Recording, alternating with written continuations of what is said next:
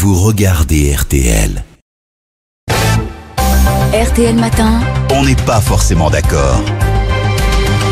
8h18, on n'est pas forcément d'accord ce matin avec Éric Zemmour. Bonjour Éric. Bonjour. Alors c'est le groupe espagnol donc Mediapro qui a la surprise générale et surtout de ses rivaux Canal+ et beIN Sport a emporté l'appel d'offres pour les droits de retransmission télévisée du championnat français pour les saisons 2020 à 2024 et c'est un séisme dans le monde du football, Éric. Quand la Chine s'éveillera, le monde du foot tremblera.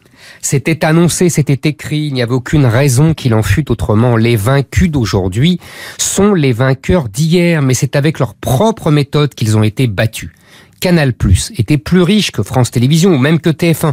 Il avait donc réservé le foot à ses abonnés là où les chaînes généralistes d'antan l'offraient à toute la France. Mais il y a quelques années déjà, Canal+ avait été cannibalisé par les Qataris de beIN Sport parce qu'ils étaient plus riches. Désormais, les Chinois montrent qu'ils sont encore plus gros et plus riches que les Qataris. Car l'espagnol Mediapro n'est qu'un faux-nez qui dissimule un actionnaire chinois. Un chinois boulimique qui a déjà acheté les droits télévisés des foot espagnols et italiens.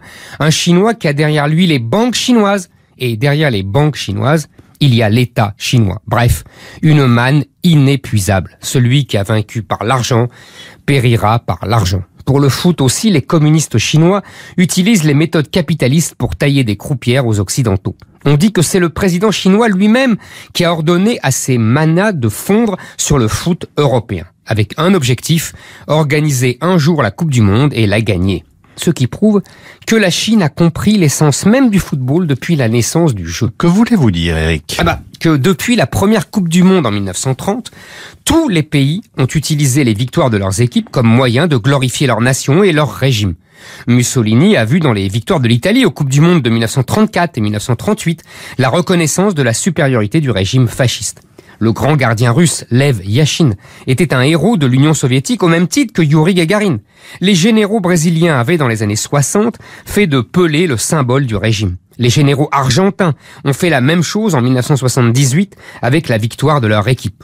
On raconte que certains joueurs argentins étaient tellement dopés qu'ils ont couru pendant des heures après la finale pour éliminer leurs produits toxiques avant de recevoir leur trophée. Les régimes démocratiques ont rapidement imité les dictatures. L'Allemagne de 1954 a célébré sa victoire sur la Hongrie comme le retour de leur pays dans la communauté des nations après la parenthèse nazie. Il paraît que les Allemands aussi n'avaient pas lésiné sur le dopage.